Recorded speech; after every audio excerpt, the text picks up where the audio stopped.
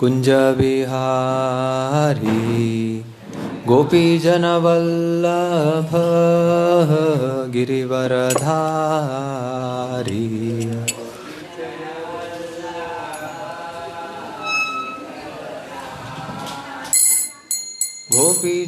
गोपीजनवल्लभ गिरिवरधारी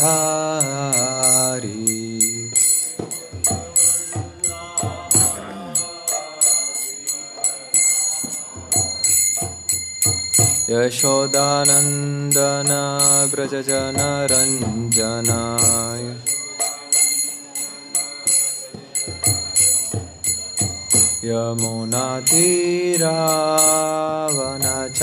यमुनातीरावनचारी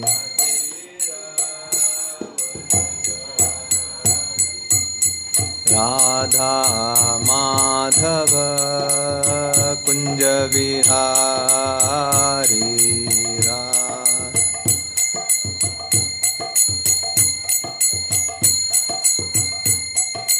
राधा माधव कुंज विहारी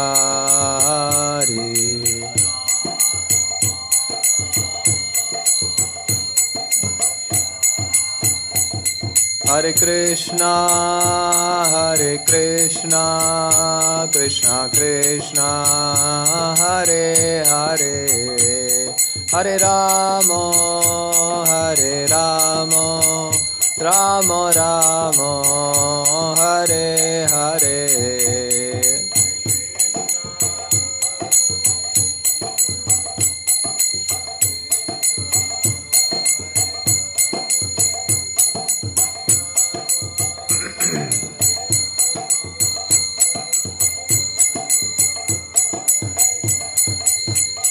हरे कृष्णा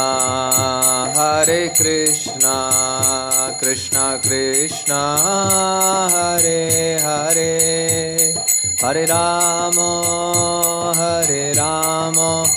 राम राम हरे हरे हरे कृष्णा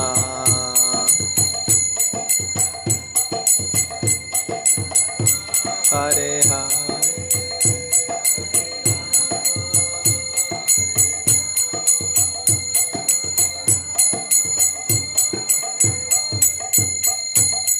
हरे हरे कृष्णा कृष्णा कृष्णा हरे हरे हरे राम राम राम हरे हरे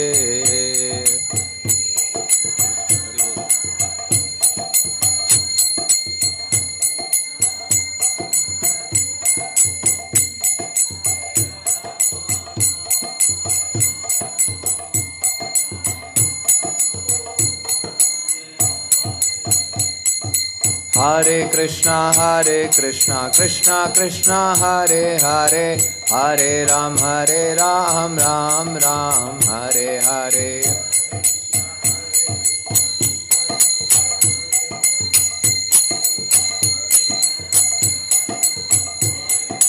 हरे कृष्णा कृष्णा कृष्णा हरे हरे हरे राम राम राम हरे हरे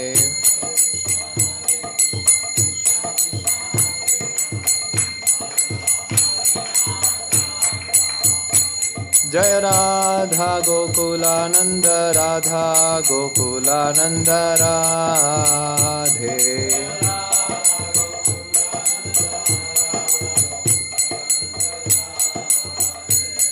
जय जगन्नाथ बलदेवा सुभद्रा जय सुदर्शना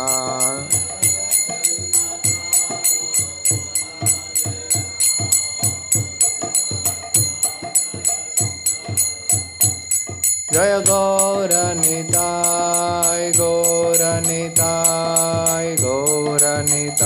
जय गौरनिताय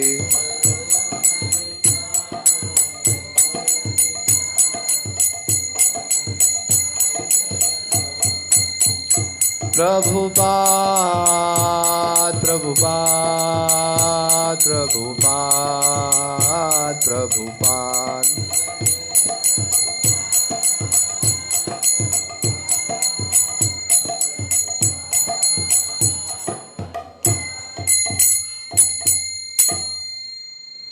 हरिनाम संकीर्तन की, समवेत भक्तवृंद की, श्री श्री गुरु गौरांग की, ग्रंथराज श्रीमद् भागवतम की। ओम नमो भगवते वासुदेवाय। ओम नमो भगवते वासुदेवाय।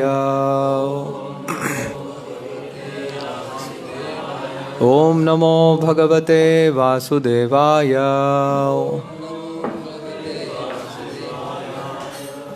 ग्रंथराज श्रीमद् भागवतम। वाप्यो वैढुर्य सोपानाः पद्मोत्पलकुमुद्वटिः पद्मोत्पलकुमुद्वतिः हंसकारण्डवकुलैः जुष्टाश्चक्रावसारसैः। वाप्यो वैढुर्यसोपानाः पद्मोत्पलकुमुद्वतिः पद्मोत्पलकुमुद्वतीः हंसकारण्डवकुलैः जुष्टाश्चक्रावसारसैः। वाप्यो वैदुर्यसोपानाः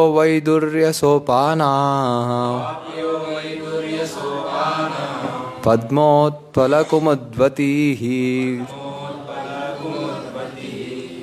हंसकारण्डवकुलैः जुष्टाश्चक्रावसारसैः।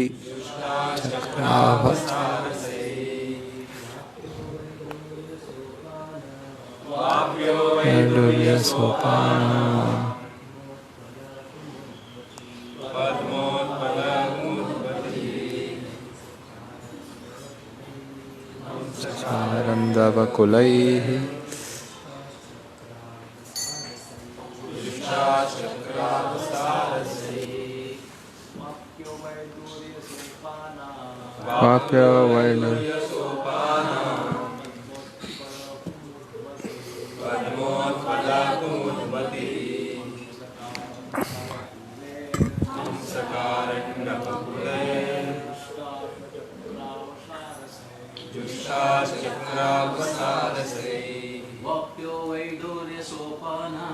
वाप्यो वैदुर्यसोपाना वैदुर्य वैदुर्य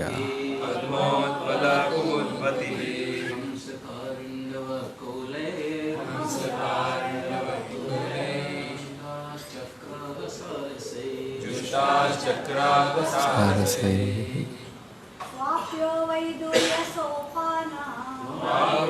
वैदुर्यसोपाना पद्मोत्पलकुमुद्वतिः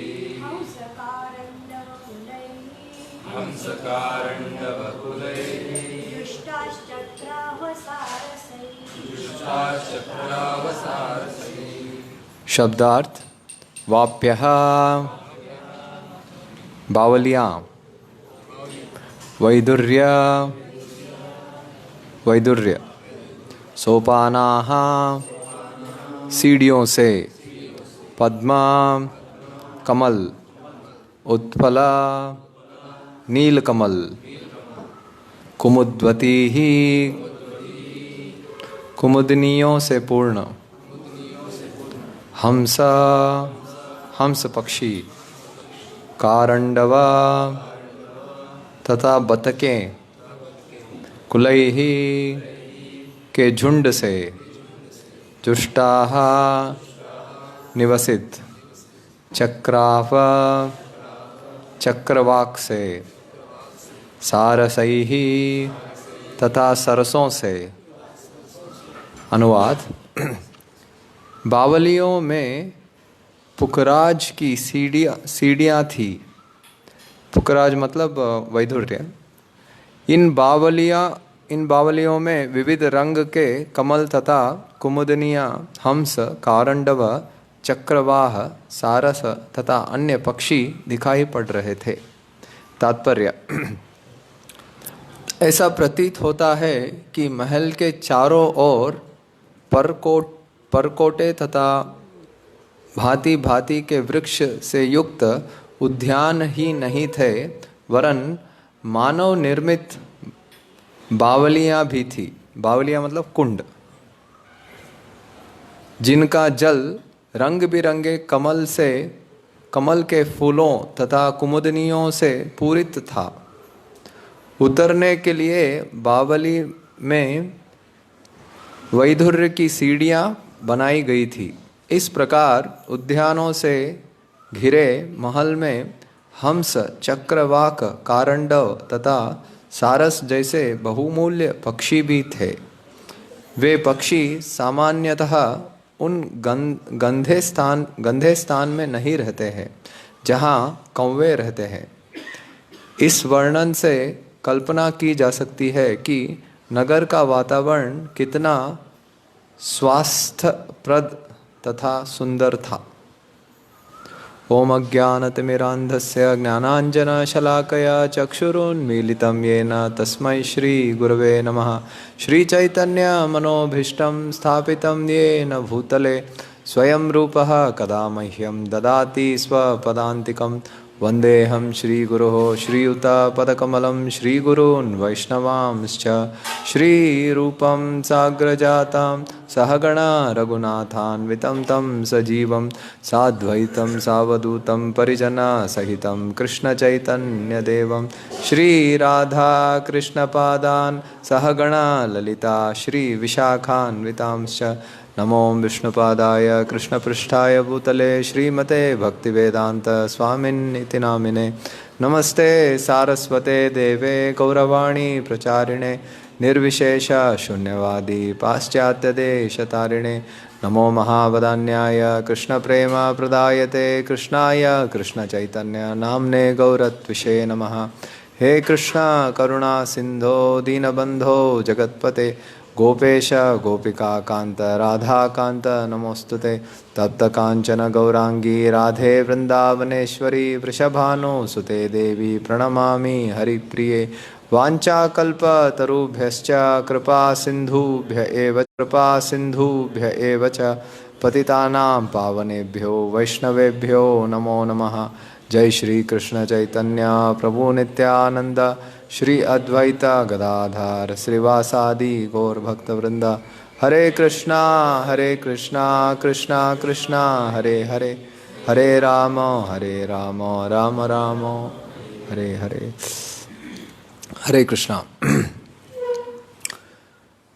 तो अभी प्रसंग ये चल रहा है कि ध्रुव महाराज घर लौट के वापस आ गए। तो उसके बाद वहाँ जो भी महल है, तो महल का वर्णन शुरू है। तो कितना सुंदर और बहुत ऐश्वर्यशाली महल उत्तानपाद राजा का था, तो उसके बारे में यहाँ पे वर्णन है। तो वैधुर्य मणि से जो स्टेयरकेस था वो बना था, जो जहाँ स्टेयरकेस में हम पैर रखते हैं, और वो उसमें जो भी पत्थर वगैरह ऐसे चीज़ डालते हैं, तो वैडूर्य मणि उनके लिए उस समान था। तो वैडूर्य मणि मतलब एक ग्रीन कलर का एक मणि रहता है, जो मेष राशि या ऐसे कोई राशि वाले पहनते हैं, उसको उनके लिए अच्छा रहता है। ग्रीन कलर का मणि आपने देखा रहेगा किसी किसी के हाथ में, तो वो वैडूर्य है। वो बहुत मूल्यवान मणि है। तो इतना मणियाँ इतना उपलब्ध था कि वो स्टेयरकेस में डाले थे, और वो स्टेयरकेस नीचे कुंड की तरफ लेके जाता था, और कुंड में बहुत सारे पक्षियाँ, बहुत हंस और कमल, तो ये सब थे। तो कितना ऐश्वर्यशाली रहा रहेगा।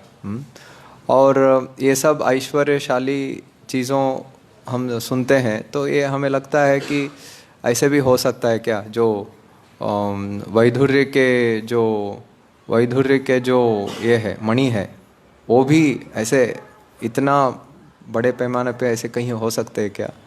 हाँ, तो ऐसे ये सब आजकल के लोग सोचते हैं ये सब कल्पना है, ये सब ऐसे ही भागवत में ऐसे ही कहा गया है। तो हमने पिछले दो अध्याय पहले भी हमने पढ़ा कैलाश का वर्णन। तो वहाँ पे भी बहुत ऐसे चीज़ों का वर्णन था कि ये सब हमारे कल्पना के परे था, इतना ऐश्वर्य। और हम बहुत सारे चीज़ सुनते हैं, जैसे महाभारत में सुनते हैं कि भीम का शक्ति 10,000 हाथी के समान था। और उनका जो आयु बहुत लंबा था, उनका जो वजन बहुत था। और एक सेना जो था, एक सेना में कितना करोड़ों करोड़ों सैनिक थे। ऐसे एक अक्षौहिणी था, ऐसे बहुत सारे अक्षौहिणी के साथ कृष्ण के साथ जरासंध युद्ध किया। और कृष्ण के 9 लाख गाय थे, बहुत सारे ऐसे चीज़ है। तो ये चीज़ हमारे कल्पना के बाहर है। एक गौशाला में 9 लाख गाय कैसे बैठ सकते हैं। तो हम ऐसे सोचते हैं। तो स्वर्ग का वर्णन भी हम सुनते हैं कि स्वर्ग में ऐसे ऐसे चीज़ है कि जो सब हमारे कल्पना के बाहर है, ऐसे हमें लगता है। तो थोड़े साल पहले ही, एक 500 साल पहले का चीज़ हम वर्णन सुनेंगे तो तब वो भी हमें अभी कल्पना लगेगा। तो कृष्णदेव राजा राय के जो दरबार में, वहाँ पे सोना, ऐसे जो सब्जी हम बेचते हैं ना, सब्जी बेचते हैं वहाँ पे शाहपुर में, तो वैसे सोना का बंडी लगा रहता था हम्पी में 500 साल पहले। तो इतना ऐश्वर्यशाली उनका राज्य था। तो सही में था, हिस्टोरियंस लिखते हैं ऐसे। और कृष्णदेवराया इतना शक्तिशाली था कि वो रोज 1 लीटर तिल का तेल पीता था। तो और उसको हजम भी कर लेता था, और इतना उसका बल था। और इतना बड़े बड़े जो अस्त्र है उसको उठाता था। अभी वो अस्त्र म्यूजियम में रखे हैं, 4 लोग उसको उठाने तक उनका पसीना छूटता है। तो ये सब चीज़ हम देखेंगे, ये 500 साल पहले ही ऐसे चीज़ था, तो 1 लाख साल पहले या 1 करोड़ साल पहले ऐसे चीज़ होता रहेगा। ऐसे लॉजिकली हम इसके ऊपर विश्वास कर सकते हैं। तो एक चीज़ है। और ये जो भी वर्णन है, ये बहुत ऐश्वर्यशाली, ये सब नगरें, ये सब उद्यानवन, ये सब है। लेकिन इन भगवान कृष्ण के बिना ये सब व्यर्थ है। तो मैं बहुत 1-2 साल पहले मेरे को एक अवकाश मिला था प्रभाकर कोरे के घर में जाने के लिए।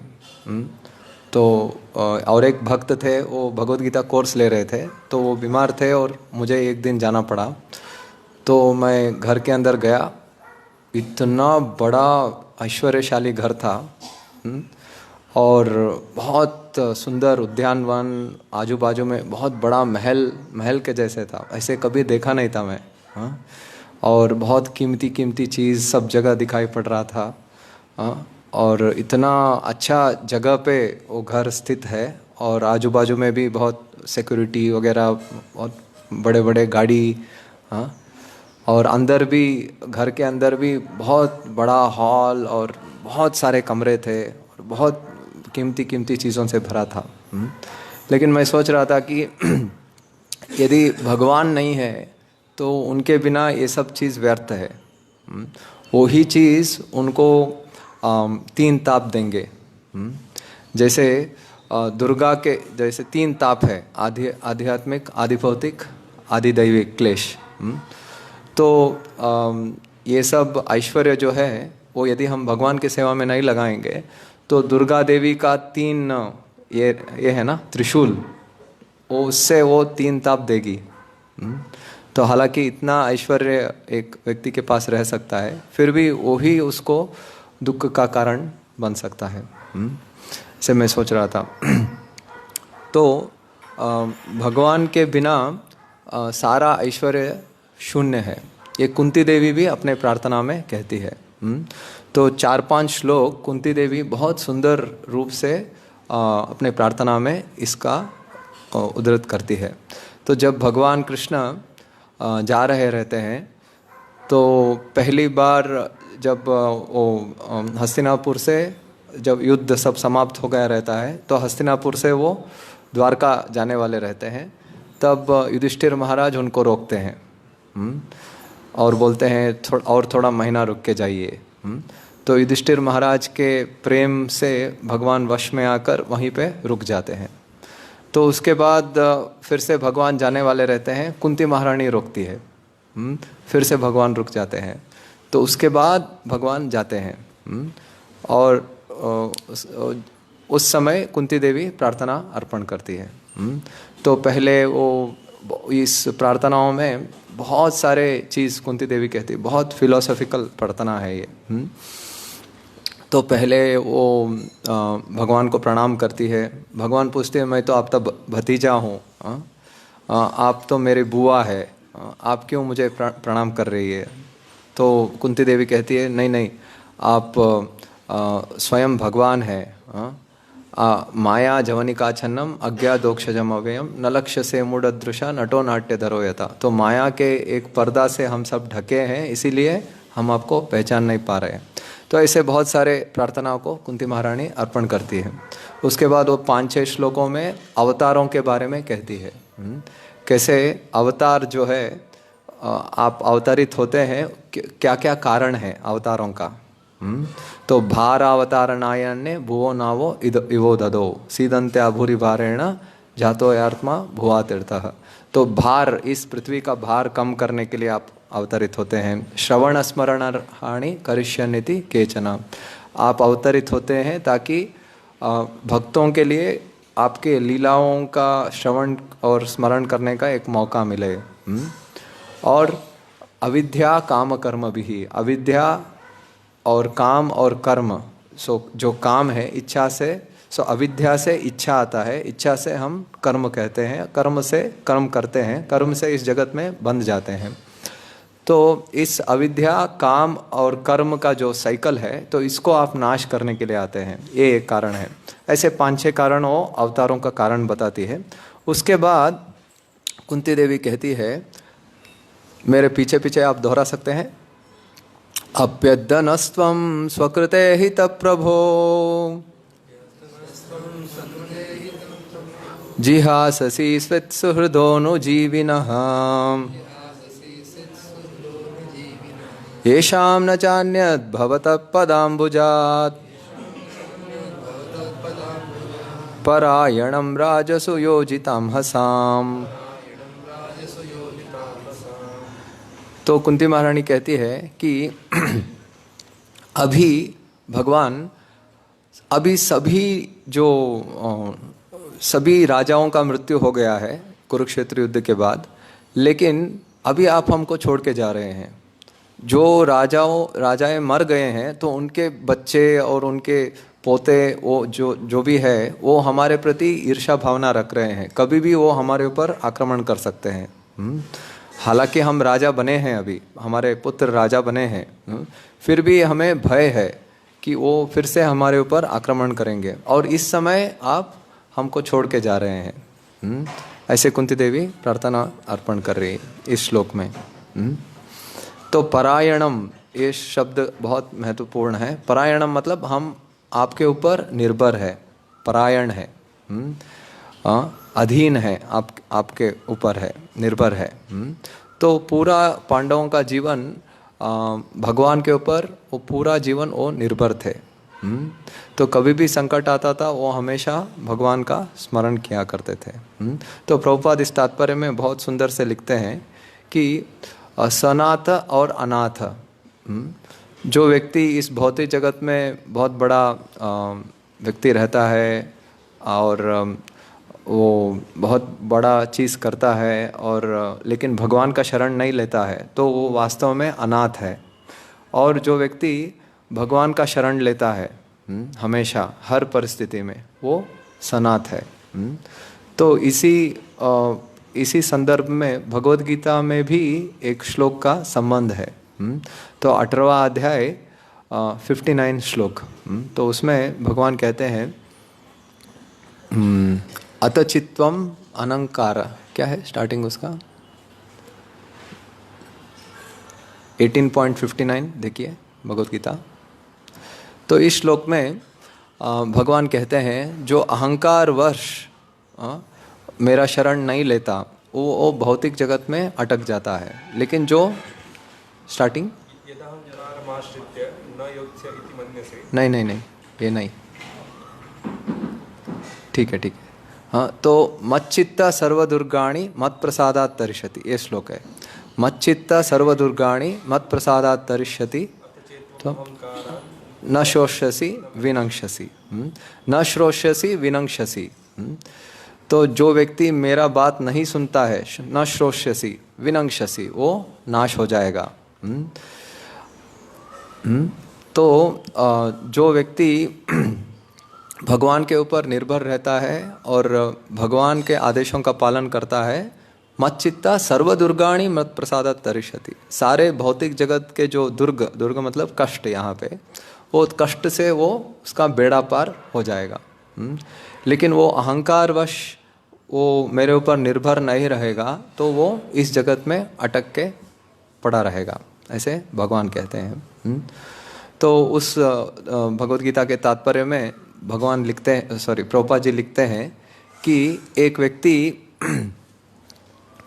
जो भक्त है वो बहुत भक्तिमय जीवन में बहुत कार्यशील रहता है। तो यदि वो कार्यशील नहीं रहेगा तो वो भौतिक विरलपुल, जो भौतिक कार्यों में वो अटक के वहीं पे वो फंस जाएगा, ऐसे बहुत सुंदर रूप से प्रभुपाद तात्पर्य में लिखते हैं।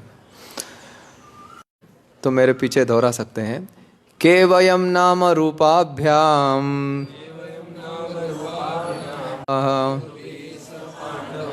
भवतो दर्शनम यर्हि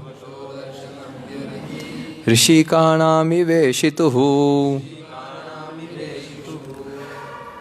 तो कुंती देवी कहती है कि जैसे एक शरीर से आत्मा चला जाए तो केवयम नाम रूपाभ्याम, उसका नाम और रूप जो है वो धीरे धीरे लोग उसको भूल जाते हैं। उस व्यक्ति का नाम जो है या रूप है वो चला जाता है। आत्मा जब तक रहता है तब वो व्यक्ति फेमस हो सकता है या उसका नाम रूप रह सकता है, उसका जो भी फेम है वो रहता है। लेकिन जैसे आत्मा निकल जाता है सब कुछ चला जाता है। तो उसी तरह से भवतो दर्शनम अदर्शनम यर्हि, आपका दृष्टिपात हमारे पांडवों के ऊपर नहीं रहेगा तो हमारा भी ऐसे नाम रूप चला जाएगा। तो आपका जो दर्शन है, आपका दृष्टिपात हमारे ऊपर है तो वो बहुत महत्वपूर्ण है हमारे लिए। तो आपके दृष्टिपात से ही हम अभी तक टिके हैं, ऐसे कुंती महारानी प्रार्थना अर्पण करती है। तो हम देखते हैं कि प्रभुपाद एक लेक्चर में एक उदाहरण देते हैं कि हमारे पास बहुत ऐश्वर्य हो सकता है, बहुत गाड़ी हो सकता है, बंगला हो सकता है, जो भी भौतिक कला हो सकता है, कोई बहुत अच्छा बुद्धिमान हो सकता है या बहुत कलाकार हो सकता है, वो सब उसका एक एक 000 है। लेकिन जब कृष्ण उसके ज़ीरों के पीछे लगाते हैं तब इन सारे ज़ीरो को एक मूल्य मिलता है, ऐसे प्रभुपाद एक लेक्चर में कहते हैं।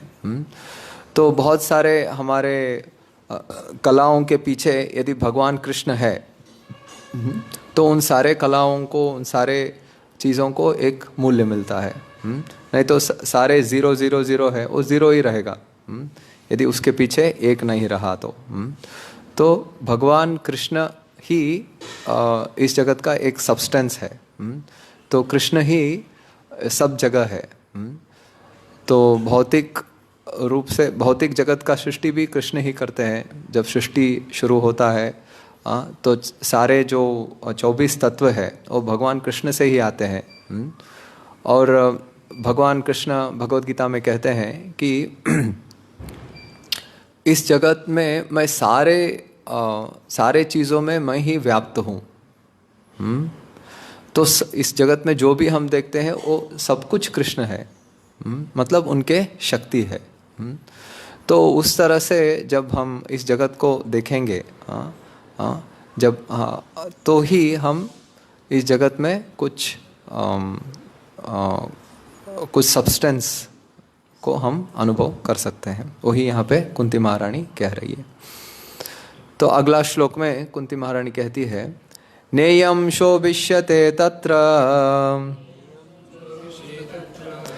यथेदानीं गदाधर त्वत्पदैरंकिता भाति स्वलक्षण विलक्षितैः। तो वो कहती है कि आपका चरण कमल इस हस्तिनापुर में सब जगह आपके चरण कमल का स्पर्श हुआ है। इसीलिए हस्तिनापुर बहुत मंगलमय बन गया है और यहाँ पे सारा ऐश्वर्य यहाँ पे उपलब्ध है, क्योंकि आपका चरण यहाँ पे है। और यदि आप चले जाएंगे तो आपका चरण कमल यहाँ पे नहीं रहेगा, तो फिर से यहाँ पे सब घटन हो जाएगा। तो ये जो भी ऐश्वर्य है वो इतना शोभा हमें नहीं देगा। नेयम शोभिष्यते तत्र एतेदानीं गदाधर।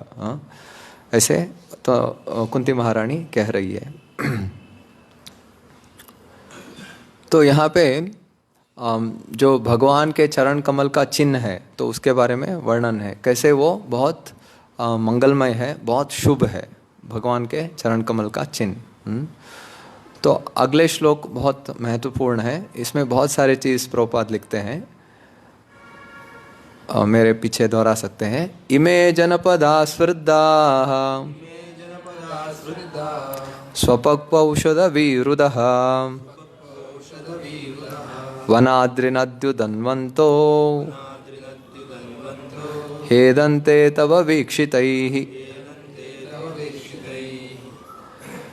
तो यहाँ पे वास्तविक जो ऐश्वर्य है वो क्या है, वो कुंती महारानी यहाँ पे कह रही है कि वास्तविक ऐश्वर्य है वन, नदी, और जो समुद्र से जो हीरे मोती ये निकलते हैं, और ऑर्गेनिक फूड।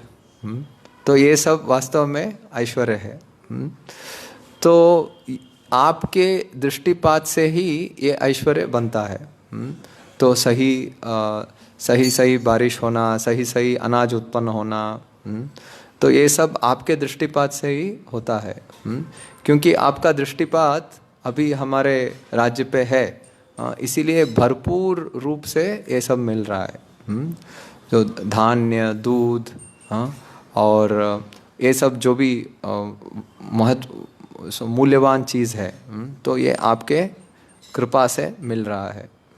तो प्रभुपाद बहुत विस्तार से तात्पर्य लिखते हैं कि फैक्ट्री वास्तविक ऐश्वर्य नहीं है, लेकिन जो खेती है और जो धान्य का उत्पन्न करते हैं जो किसान, तो वो वास्तविक ऐश्वर्य है। तो उसमें एक व्यक्ति बहुत अच्छी तरह से रह सकता है। तो कितना हम इस जगत का शोषण करना चाहेंगे तो उतना हम नीचे नीचे चले जाते। तो हाल ही में मैं सुन रहा था कि एक भक्त मुझे बोल रहे थे कि प्रभु जी अभी जो ये मोबाइल का जो रिचार्ज का रेट है ना, ये दिसंबर 1 से 100 रुपये ज़्यादा कर रहे हैं। तो हर एक जो भी तारीफ है तो उसमें बढ़ोतरी हो रहा है, ऐसे वो कह रहे थे। तो अभी क्या करना है हमें? इतना पहले ही पैसा इतना कम हमारा रहता है, तो उसमें से ये मोबाइल को भी हम कैसे तो करके 500 का रिचार्ज करते थे, अभी 600 हो गया, और 100 रुपये जाना ज़्यादा। तो और एक 6 महीने के बाद और 200 रुपये बढ़ाएंगे वो। तो हर एक सिम के ऊपर 100 रुपये वो बढ़ाएंगे तो जो मालिक है तो वो कितना अरबों में पैसा कमाएगा, हम सोच भी नहीं सकते। तो ऐसे कलयुग में किसी के ऊपर किसी को करुणा नहीं है। तो जो बड़े बड़े लोग हैं वो पूरे समाज को कंट्रोल करता है।